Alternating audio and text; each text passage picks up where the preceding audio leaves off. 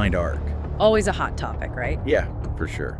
I mean, it kind of makes or breaks the whole experience, right? Definitely. And we've got some interesting stuff to dive into today, like, you know how players see the loot system? Especially those who are coming back to the game. Yeah, those returning players always have a fresh perspective. Exactly. And one thing that keeps coming up is this whole clawback thing. Clawback. Yeah, where players feel like after they get a really good drop. Like a big score. Yeah, exactly.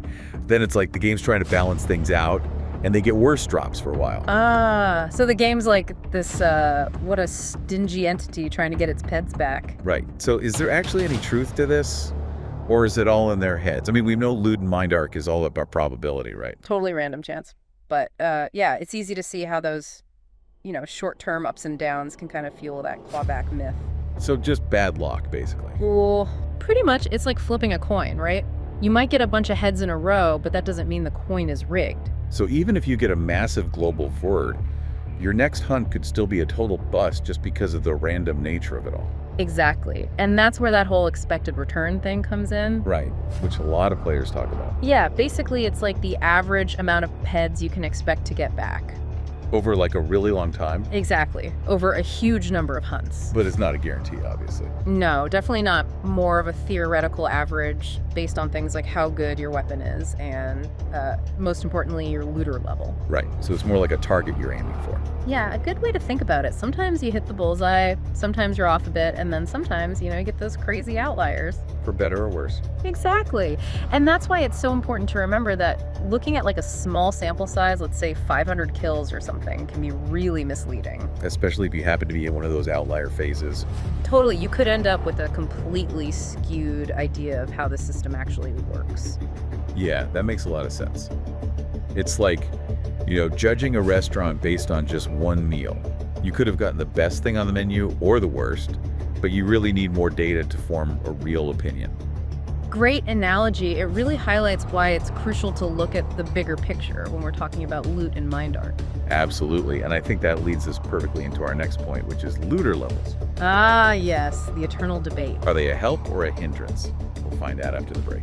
So looter levels, right, some players think they kind of create like a pay-to-win situation. Yeah, where those who spend more have a built-in advantage. Right, and it makes sense, especially for newer players that are trying to figure things out. Absolutely. It can feel like you're always playing catch-up. Yeah, like an uphill battle, for sure. And while there's no proof of like an intentional pyramid scheme or anything. Right, it's not like they're deliberately trying to rip people off. Yeah, but the way it works, it can definitely feel that way sometimes, especially for new players. So how can someone navigate this whole loot thing, especially if they're new or coming back after a while and their looter level isn't that high? Honestly, knowledge is key in mind arc. You gotta understand the mechanics to really master them. So let's talk MU.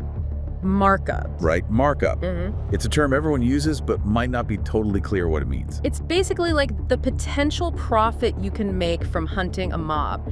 You're looking at the value of the loot it drops versus how much it costs to kill it. So a mob with high MU would be more profitable to hunt. Assuming you can actually get those drops. Right, it's consistently. Exactly. And finding those high MU mobs is super important for maximizing your efficiency. Especially early on. Yeah, absolutely. But Yeah. it's not always easy, right? Some players say that finding decent MU on low-level mobs can be a real pain on some planets. Yeah, and that's where research and exploration come in. Totally. Don't be afraid to try new areas, experiment with different hunting grounds, see where the best MU is for your current level. It's like a whole other game within the game, finding those sweet spots. And don't forget about the mind arc community. So many resources out there, forums, guides, players who are willing to help. It's a huge help to have that collective knowledge at your fingertips. Okay, so let's talk Loot 2.0 weapons. They've really shaken things up. Oh yeah, big time game changers for a lot of people, but there's still a lot of debate about how much they actually impact things. Like, are they essential for success or what? It's interesting because they're powerful, no doubt about it, but they don't actually change the fundamental nature of the loot system. You mean it's still all based on chance? Exactly. You're still playing the probability game. It's just that these weapons can potentially tilt the odds in your favor. So you're not automatically rolling in peds just because you've got a fancy new gun? Nope. It's about understanding how those weapons can affect your efficiency and returns. So what are some of the specific Loot 2.0 weapons people are talking about? Well, the Inforce Basher's been getting a lot of attention. Yeah, I've heard good things about that one. It's popular for a reason. It hits hard and it's efficient. And then there's the A2 adjusted twin. That one's more budget-friendly, but still a solid upgrade. And of course, we can't forget about the Fenrir weapons. Top of the line, but they'll cost you an arm and a leg. So there's something for everyone, no matter your playstyle or budget. But the key takeaway is that there's no magic bullet.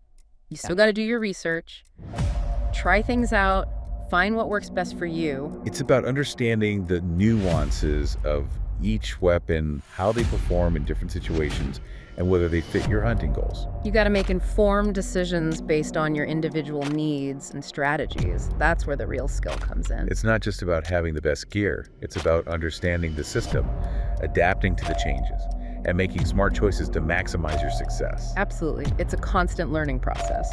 So yeah, lots to think about when it comes to loot and mind art. For sure. It's a deep topic, and we've only just scratched the surface today. But hopefully this deep dive has given you some food for thought. Definitely always good to get those mental gears turning. All right, so let's wrap things up with one final thought to ponder. Sounds intriguing. Imagine if you could just get rid of all the randomness in the loot system. No more chance. No more variance, huh? Exactly. Would the game be better or worse? Would it take away the excitement, or would it create a different kind of satisfaction, like one based on pure skill? Interesting question, Yep, right? definitely something to think about. All right, thanks for joining us for this deep dive into the world of loot in Mind Arc. Until next time, happy hunting. There's a whole science to figuring out this loot system in Mind Arc. Yeah, it's more than just clicking and praying, you know? There's a real art to it, understanding the mechanics and managing risk. And it seems like there's no easy answer, like no guaranteed way to get rich. If there was, we'd all be living the dream, right? For sure. So what advice would you give to players who are feeling a little lost? You know, maybe they're just starting out or coming back after a break and it all feels overwhelming. Well, I'd say don't be afraid to, embrace the learning curve. Mind Arc rewards curiosity and people who are willing to try new things. Like a big puzzle. You gotta keep hunting for those pieces.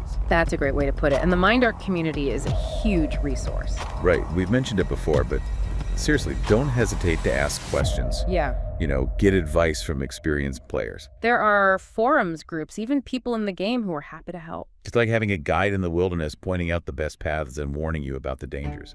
And don't forget to just pay attention to your own hunts, track your returns, look for patterns. Be your own scientist, gather the data, and adjust your strategy. Speaking of which, let's go back to that expected return for a sec. Right, that magical number we're all chasing. It's not really a fixed number, though. Right, it can change. It depends on so many things. Your looter level, your weapon, even like the time of day or what's happening with the economy can affect it. So it's less about hitting a specific percentage and more about understanding the possibilities, adapting your approach and being realistic.